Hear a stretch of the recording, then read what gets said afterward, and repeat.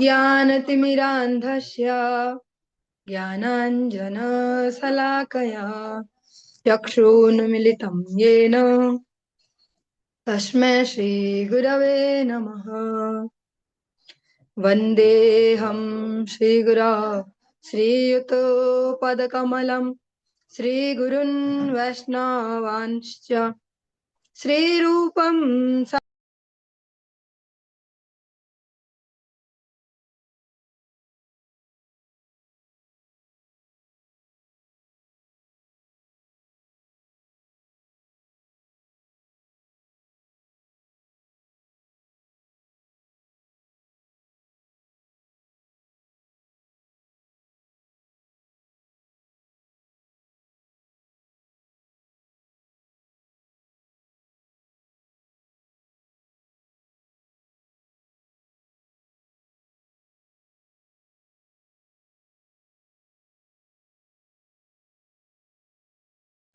कल्पतरुभ्यश्च कृपा सिन्धुभ्य एव च पतितानां पावनेभ्यो वैष्णवेभ्यो नमो नमः। जय श्री कृष्ण चैतन्य प्रभु नित्यानंद श्री अद्वैत गदाधर श्रीवासादि गौर भक्त वृंद। हरे कृष्ण कृष्ण कृष्ण हरे हरे, हरे राम राम राम हरे हरे। सर्वप्रथम भगवान के अभिन्न प्रकाश विग्रह श्री गुरुपाद पद्म पूज्यपाद दंडी स्वामी अष्टोत्तर सत श्रीमद भक्ति प्रसाद विष्णु गोस्वामी गुरुदेव महाराज के पावन श्री चरण कमलों में असंख्य कोटि दंडवत ज्ञापित करते हुए उनकी अहेतुकी कृपा प्रार्थना करती हूँ। वे अपनी कृपा वर्षण करे जिससे निज कर्ताभिमान भाव को छोड़कर एकमात्र उनकी वाणी के वाहक के रूप में अपना परिचय दे सकूं। परम गुरुदेव नित्य लीला पृष्ठों विष्णुवासी श्रीमद भक्ति दयित माधव गोस्वामी महाराज, मेष्ठ गुरुदेव जगत गुरु भक्ति सिद्धांत सरस्वती गोस्वामी ठाकुर प्रभुपाद व समस्त गुरु परंपरा जयुक्त हो। सपार्षद श्रीमन नित्यानंद प्रभु श्री गौर हरि वृंदावन विहारी श्री राधा गोपीनाथ भगवान जयुक्त हो। हम सभी पर अपनी कृपा वर्षण करें जिससे भगवान के पवित्र नाम और हरि गुरु वैष्णव सेवा में हम सभी की रुचि उत्पन्न हो सके। आज की इस प्रातःकालीन कक्षा में हम श्रवण कर रहे हैं ग्रंथ राज श्रीमद् भागवतम के अंतर्गत द्वादश स्कंद का द्वादश ही अध्याय आज हम प्रारंभ करने जा रहे हैं। ओम नमो भगवते वासुदेवाय, ओम नमो भगवते वासुदेवाय, ओम नमो भगवते वासुदेवाय। सूत उवाच नमो धर्माय महते नमः कृष्णाय वेधसे ब्रह्मण्येभ्यो नमस्कृत्य धर्मान् वक्ष्ये सनातनान्। श्रील सूत गोस्वामी ने कहा, परम धर्म रूप भक्ति को, परम धर्म क्या है? भगवान की भक्ति। परम श्रेष्ठा भगवान श्री कृष्ण को तथा समस्त ब्राह्मणों को नमस्कार करके अब मैं धर्म के शाश्वत सिद्धांतों का वर्णन करूंगा। परम धर्म भक्ति को, परम श्रेष्ठा श्री कृष्ण को और समस्त ब्राह्मण जिन्होंने अपनी चर्या परम ब्रह्म के आसपास ही जिसको नियोजित किया है, ऐसे ब्राह्मण, कोई जो हम जैसा श्रवण करते हैं केवल इसी प्रकार से ये शब्द को प्रयोग नहीं किया गया। अनेक ऐसे ऋषि मुनि हैं, जैसे साक्षात जो सूत गोस्वामी जी कह रहे हैं उनको भी ब्राह्मण कहा जाता है, लेकिन अगर ऐसे जनरली देखे जागतिक दृष्टि से नहीं है वो ऐसे, लेकिन तो ब्रह्म जानाति थी ब्राह्मणा वाली कैटेगरी। एतद्वः कथितं विप्रा विष्णु चरितम् अद्भुतम् भवद्भिर्यदहं पृष्टो नराणां पुरुषोचितम्। हे ऋषियों, मैं आप लोगों से भगवान श्री विष्णु की अद्भुत लीलाएं कह चुका हूँ, क्योंकि आप लोगों ने इनके विषय में मुझसे पूछा था। ऐसी कथाओं का सुनना उस व्यक्ति के लिए उचित है जो वास्तव में मानव है। जैसे हम ऐसे कभी कभी झगड़े में या टोन में नहीं कहते मनुष्य नहीं है, ये मनुष्य नहीं है, लेकिन यही सुध गोस्वामी जी कह रहे हैं कि ऐसा मनुष्य जो वास्तव में मानव है उसके लिए सुनी जानी अत्यंत आवश्यक है। वो कथाएं मैं आपको पहले ही सुना चुका हूँ, भगवान श्री कृष्ण की लीला कथाएं। क्योंकि जो वास्तव में सभ्य होंगे, जैसे आज के समय में तो सभ्य की परिभाषा क्या है, बढ़िया से कुछ ऐसे कपड़े उपड़े कुछ बढ़िया से पहन के शकल पे कुछ क्रीम वगैरह पोत के ऐसे सेंट वेंट छिटक के, एक फोन बढ़िया सा होना चाहिए, एक गाड़ी होनी चाहिए कोई भी, और बस बढ़िया आदमी, सभ्य आदमी। लेकिन सभ्य व्यक्ति कौन, सभ्य की परिभाषा क्या शास्त्रों के हिसाब से, भगवत सेवा में जिनकी रुचि है, भगवत कथा में जिनकी रुचि है, वे जो अपने नित्य मंगल में जिनकी रुचि है वे हैं सभ्य। तो जो असभ्य है उनकी इनमें रुचि कभी नहीं होती। अत्र संकीर्तिता सर्व पाप हरो हरिः नारायणो ऋषिकेशो भगवान सात्वताम पतिः। यह ग्रंथ उन पूर्ण पुरुषोत्तम भगवान श्री हरि का पूर्ण गुणगान करने वाला है जो अपने भक्तों के सारे पापों को दूर करने वाले हैं। श्री भगवान का यह गुणगान नारायण, ऋषिकेश तथा सात्वतों के प्रभु के रूप में किया गया है। अत्र ब्रह्म परम गुह्यं जगतः प्रभवाप्ययम् ज्ञानं च तदुपाख्यानं प्रोक्तं विज्ञान संयुतम्। यह ग्रंथ इस ब्रह्मांड के सृजन तथा संहार के स्रोत परम सत्य के रहस्य का वर्णन करता है। यही नहीं, इसमें उनके दैवी ज्ञान के साथ साथ उनके अनुशीलन की विधि, एप्लीकेबल फॉर्मूला कि कैसे उनको अप्लाई किया जाए, और मनुष्य द्वारा प्राप्त होने वाली दिव्य अनुभूतियों का भी वर्णन किया गया है। यही हमने भागवत जी में सुना, ये सब प्रसंग सुने, भक्ति के सिद्धांत सुने, उनका एप्लीकेबल फॉर्मूला भी सुना, उनको जिन्होंने अप्लाई किया है जीवन में उनकी अनुभूतियां भी उसमें वर्णित है। भक्ति योग समाख्यातो वैराग्यम च तदाश्रयम् पारीक्षितमुपाख्यानम नारदाख्यानमेव च। इसमें भक्ति की विधि के साथ साथ वैराग्य का गौण स्वरूप तथा महाराज परीक्षित एवं श्री नारद मुनि के इतिहास का भी वर्णन हुआ है। प्रायोपवेशो राजर्षेर्विप्रशापात् परीक्षितः सुखस्य ब्रह्मर्षभस्य संवादश्च परीक्षितः। इसके साथ ही ब्राह्मण पुत्र के शाप के समनार्थ परीक्षित का आमरण उपवास करना, जब तक शरीर छूटेगा तब तक अन्न जल को त्याग दिया उन्होंने, तथा परीक्षित और ब्राह्मण श्रेष्ठ श्रील सुखदेव के मध्य हुई वार्ता का भी वर्णन हुआ। भागवत जी जो है उनका इसमें अभी संक्षिप्त परिचय दिया जा रहा है। जो हम अध्याय श्रवण कर रहे हैं इसमें श्रीमद् भागवत जी का संक्षिप्त परिचय है। योग धारण योत्क्रांति संवादो नारदाजयो अवतारानुगीतम च सर्गः प्राधानिको ग्रतः। श्रीमद् भागवतम ग्रंथ बतलाता है कि किस तरह योग में ध्यान स्थिर करके मृत्यु के समय मोक्ष प्राप्त किया जा सकता है। भागवत जी का जो प्रमुख लक्ष्य क्या है, उनको मरना सिखाना, और जो मरना सीख जाएगा उसका जीवन खुद ही सुंदर हो जाएगा। इसमें श्री नारद मुनि तथा ब्रह्मा जी के बीच हुई वार्ता पूर्ण पुरुषोत्तम भगवान के अवतारों की गणना तथा भौतिक प्रकृति की अव्यक्त अवस्था से लेकर क्रमशः ब्रह्मांड जिस तरह बना उसका भी वर्णन हुआ है। ये हमने प्रारंभिक स्कंधों में श्रवण किया था, लगभग द्वितीय या इस प्रकार से प्रथम द्वितीय के अंतर्गत ही होगा, जो ब्रह्मा जी और नारद जी का संवाद था। विदुरोद्धव संवाद क्षत्रि मैत्रेयोस्ततः पुराण संहिता प्रश्नो महापुरुष संस्थिति। चलिए, माता जी का ही वेट कर रही थी, पहुंच गए सही टाइमिंग पे। आप कल प्रश्न जो कर रहे थे वो यहाँ पे इस श्लोक में आराम से दिया है। भागवत जी का हम संक्षिप्त परिचय सुन रहे हैं इस द्वादश अध्याय में। इस शास्त्र में उद्धव तथा मैत्रेय मुनि के साथ विदुर के संवादों, इस पुराण के विषय में प्रश्न और प्रलय के समय श्री भगवान के शरीर में सृष्टि के विलीन होने का भी वर्णन हुआ है। ततः प्राकृतिकः सर्गः सप्त वैकृतिकाश्च ये ततो ब्रह्मांड संभूतिर्वैराजः पुरुषो यतः। भौतिक प्रकृति के गुणों के उद्वेलन से उत्पन्न सृष्टि सात्विक विकारों से विकास की 7 अवस्थाएं तथा उस ब्रह्मांडीय अंडे का निर्माण जिससे श्री भगवान के विश्व रूप का उदय होता है, इन सब का इसमें पूरी तरह वर्णन हुआ है।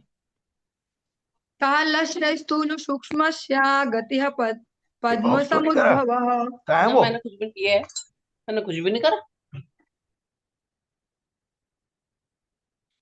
भो उद्धरणे अम्बोधेर हिरण्याक्ष वधो यथा। अन्य विषयों में काल की स्थूल तथा सूक्ष्म गतियां,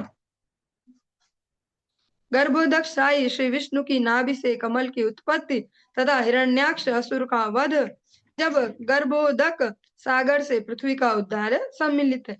भागवत जी की जो विषय वस्तु है, वो जो विषय सूची है, उसको इसमें कंक्लूड किया जा रहा है। जो भी हमने सुना है, ऐसे जो भागवत जी सप्ताह पारायण होता है, उसमें जब इसको सुनाते तो इसीलिए कहते हैं कि भैया सारी भागवत जी का फल, क्योंकि पूरी उसको एक प्रकार से कंक्लूड किया जा रहा है, सब रिवाइज किया जा रहा है कि क्या क्या हमने इसमें सुना।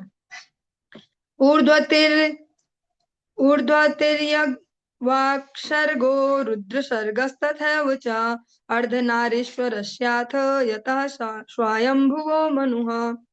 श्रीमद् भागवत में देवताओं, पशुओं तथा असुर योनियों की उत्पत्ति, रुद्र के जन्म तथा अर्धनारीश्वर से स्वयंभू मनु के प्राकट्य का भी वर्णन हुआ है।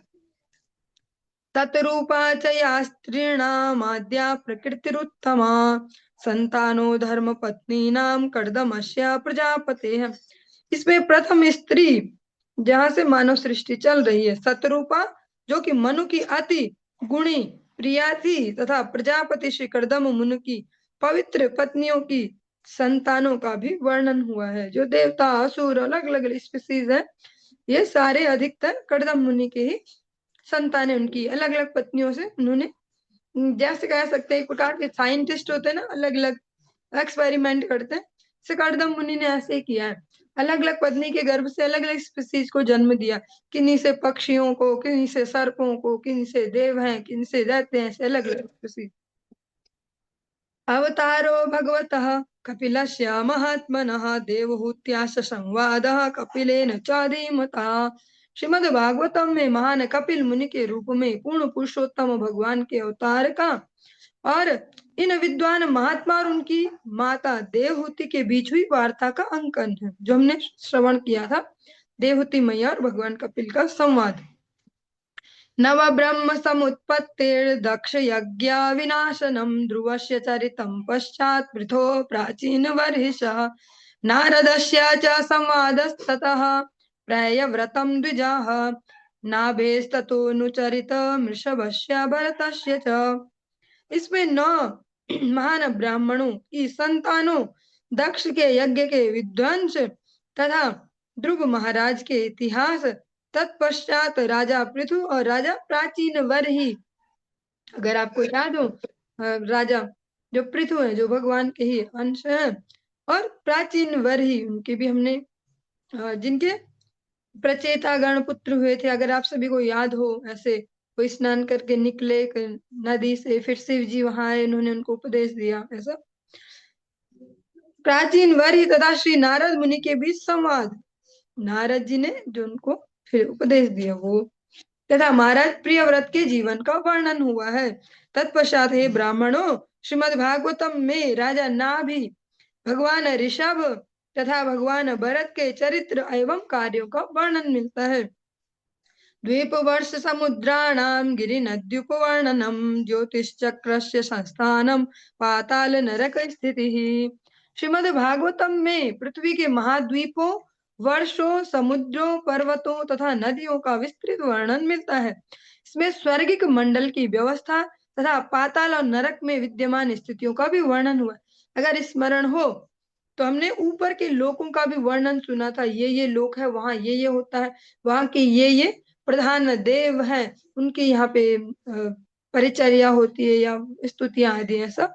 नीचे के भी सारे सुने थे कि वहां ये चलता है, वहां ये, इन लोकों में तो मानसिक और शारीरिक कोई कष्ट नहीं है, बिल स्वर्ग है, ऐसा ऐसा सारे वर्णन सुने थे। दक्ष जन्म प्रचेतोभ्यस्तत्पुत्रीणां च सन्ततिः यतो देवासुरनरास्ते नग खगादयः। इनमें प्रचेताओं के पुत्रों के रूप में प्रजापति दक्ष का पुनर्जन्म तथा दक्ष की पुत्रियों की संतति, जो दक्ष की पुत्रियां और अलग अलग ऋषियों से उनके विवाह हुए और उनकी संतानें, फिर उन सब ने इस प्रकृति को बढ़ाया आगे, जिससे देवताओं, असुरों, मनुष्यों, पशुओं, सर्पों, पक्षियों आदि की प्रजातियां प्रारंभ हुई। इन सब का वर्णन हुआ है। त्वष्टात् त्व- त्वाष्ट्रस्य जन्म निधनम पुत्रयोश्च दितेर्द्विजाः दैत्येश्वरस्य चरितम प्रह्लादस्य महात्मना। हे ब्राह्मणों, श्रीमद् भागवतम में वृत्रासुर और दिति पुत्र हिरण्याक्ष एवं हिरण्यकश्यपु के जन्म और उनकी मृत्यु का, उसी के साथ दिति के महानतम वंशज महात्मा प्रह्लाद के इतिहास का वर्णन हुआ है। मनवंतरानुकथनम गजेन्द्रस्य विमोक्षणम मनवंतरा मनवंतरावताराश्च विष्णुर्हयशिरादयः। इसमें प्रत्येक मनु का शासन काल, गजेंद्र के मोक्ष और प्रत्येक मनवंतर में भगवान श्री विष्णु के विशिष्ट अवतारों यथा भगवान हयग्रीव का भी वर्णन है। कर्मं मात्स्यं नारसिंहं वामनं च जगत्पतेः शिरोद मथनं तद्वत् मृतार्थे दिवाकशाम। श्रीमद् भागवतम में कूर्म, मत्स्य, नृसिंह तथा वामन के रूप में ब्रह्मांड के स्वामी के प्राकट्य एवं अमृत की प्राप्ति के लिए देवताओं द्वारा क्षीरसागर के मंथन का भी वर्णन है। देवासुर महायुद्धम राजवंशानुकीर्तनम इक्ष्वाकु जन्म तद्वंशः शुद्युम्नस्य महात्मनः।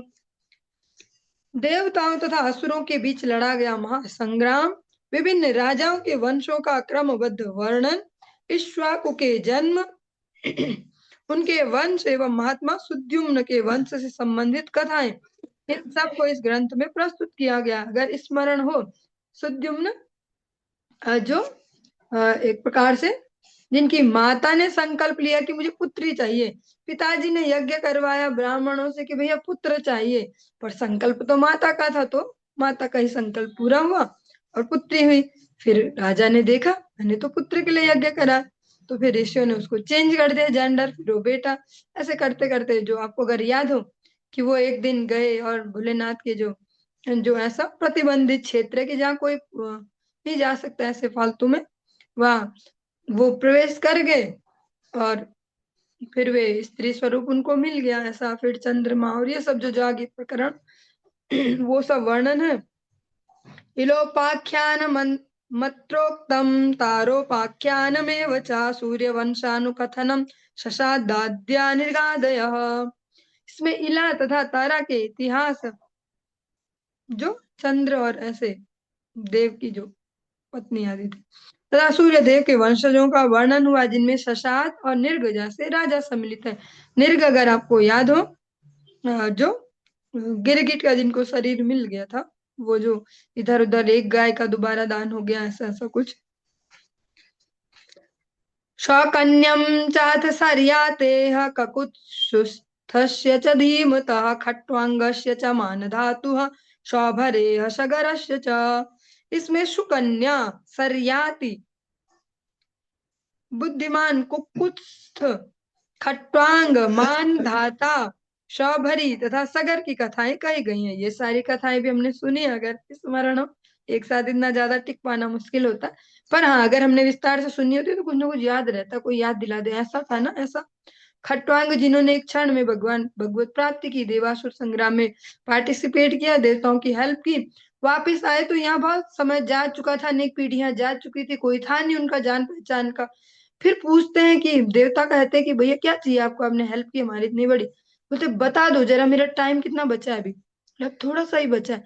उसमें ही भगवान में एकाग्रचित होके भगवत प्राप्ति की। वैसे मानधाता, जिनके पिता को लेके जंग हुई, कि वो युद्ध हुआ कि भैया कौन है इसका असली पिता, ऐसा ऐसा वो वाला। फिर कि कौन दाता, तो इंद्र कहते हैं माम दाता, अंगूठा उनके मुंह में डालते तो उनका नाम हो गया मान दाता। शौभारी मुनि, जिनका एक मछुआ जो मछलियों के आपसी प्रसंग को देखे फिर उनके चित्त में वैसी भावनाएं आई। फिर उन्होंने इतनी सारी पत्नियां, उनके विवाह हुए, वो सब प्रकरण राजा सगर, जिन्होंने गंगा जी को लाने के लिए प्रयत्न किया है। सुकन्या जो शुक्राचार्य जी की जो पुत्री हैं, देवयानी, उनकी जो एक प्रकार से सौतन कह सकते हैं, वो सुकन्या, जिनका महाराज ययाति से जिनका विवाह हुआ था, वो सब प्रसंग। रामस्य कौशलेन्द्रस्य चरितं किल्बिषापहम् निमेरंग परित्यागो जनकानां च संभवः। श्रीमद् भागवतम में कौशल के राजा भगवान श्री रामचंद्र की पवित्र कारिणी लीलाओं का वर्णन है। उसी के साथ यह भी बताया गया है कि राजा निमि ने किस प्रकार अपना शरीर छोड़ा था। इसमें राजा जो निमि है, जिनके हमने प्रसंग सुने कि वो नवयोगेंद्र संवाद आदि जिन्होंने श्रवण किए हैं, वो राजा जनक के वंशजों की उत्पत्ति का भी उल्लेख हुआ है। रामस्य भार्गवेन्द्रस्य न्यक्षत्रीकरणं भुवः एलस्य सोमवंशस्य ययातेर्नहुषस्य च दाशमन्ते तेर्भरतस्यापि शान्तनोस्तत्सुतस्य च ययातेर्ज्येष्ठपुत्रस्य यदोर्वंशोऽनुकीर्तितः। श्रीमद् भागवत में वर्णन हुआ है कि किस तरह भृगुवंशियों ने सबसे महान भृगुवंशियों में सबसे महान भगवान परशुराम ने पृथ्वी के सारे क्षत्रियों का संहार किया। और सारे नहीं, वे जो ऐसे अनुशासनहीन हो गए थे, जो उन क्षत्रियों का उन्होंने संहार किया। इसमें उन यशस्वी राजाओं के जीवनों का वर्णन हुआ जो चंद्रवंश में प्रकट हुए, यथा येल, ययाति, नहुष, दुष्मंत पुत्र भरत। दुष्मंत किनको कह रहे हैं? जिनको हम दुष्यंत कहते हैं, बचपन से जो हमने सुना है ना, शकुंतला जी के पति दुष्यंत, उनको कह रहे दुष्मंत। उनके पुत्र भरत, शांतनु तथा शांतनु के पुत्र भीष्मदेव आदि, ऐसे इन सब का हमने वर्णन सुना इस भागवत जी में। इसके साथ ही ययाति के ज्येष्ठ पुत्र राजा यदु जो हुए, जिनके वंश में भगवान श्री कृष्ण प्रादुर्भाव हुआ है, जिनका द्वारा स्थापित महान वंश का भी वर्णन हुआ है। यत्रावतीर्णो भगवान कृष्णाख्यो जगदीश्वरः वसुदेव गृहे जन्म ततो वृद्धिश्च गोकुले। जिस तरह ब्रह्मांड के स्वामी पूर्ण पुरुषोत्तम भगवान श्री कृष्ण यदुवंश में अवतरित हुए, जिस तरह उन्होंने वसुदेव जी के घर में जन्म लिया और जिस तरह वे गोकुल में बड़े हुए, इन सब का इसमें विस्तार से वर्णन हुआ भागवत जी में। भगवान की मधुर लीलाओं का वर्णन। तस्य कर्माण्य पाराणि कीर्तितान्या सुरद्विषः पूतनासु पयः पानं सकटोच्चाटनं शिशोः तृणाव्रतस्य निष्पेषस्तथवा बकवत्सयोः अघासुरवधो धात्रा वत्सपालावगूहनम्। इसमें असुरों के शत्रु श्री कृष्ण की असंख्य लीलाओं का वर्णन है। इसमें पूतना के स्तनों से दुग्ध के साथ प्राणों को चूस लेना, सकट भंजन, तृणाव्रत दलन, बकासुर वध, वत्सासुर और अघासुर के वध की बाल लीलाएं और ब्रह्मा द्वारा उनके बछड़ों तथा ग्वाल मित्रों का गुफा में छिपाए जाने के समय की लीलाओं का महिमा गान है। धेनुकस्या सह भ्रातुः प्रलम्बस्य च संशयः गोपानां च परित्राणं दावाग्नेय परिसर्पतः। श्रीमद् भागवत में बताया गया है कि किस तरह भगवान श्री कृष्ण तथा भगवान बलराम ने धेनुकासुर तथा उसके साथियों को मारा, किस तरह भगवान बलराम ने प्रलंबासुर का विनाश किया और किस तरह श्री कृष्ण ने दावाग्नि से गिरे ग्वाल बालों को बचाया। दमनम कालियस्याहेर्महाहेर् नंदमोक्षणम व्रतचर्या तु कन्यानां यत्र तुष्टोच्युतो व्रतः प्रसादो यज्ञपत्नीभ्यो विप्राणां चानुतापनम गोवर्धनोद्धारणं च सक्रस्य सुरभेरथ यज्ञाभिषेकः कृष्णस्य स्त्रीभिः क्रीडा च रात्रिषु शंखचूडस्य दुर्बुद्धेर्बधो अरिष्टस्य केशिनः।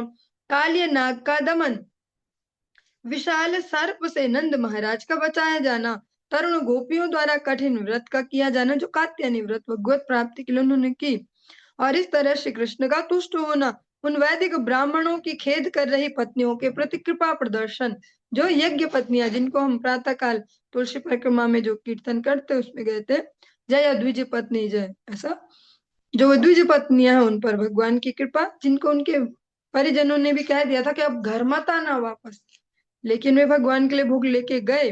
भगवान प्रसन्न हुए तो भगवत प्रसन्नता से सबकी प्रसन्नता हो गई, सबने उनको ससम्मान वापस लिया।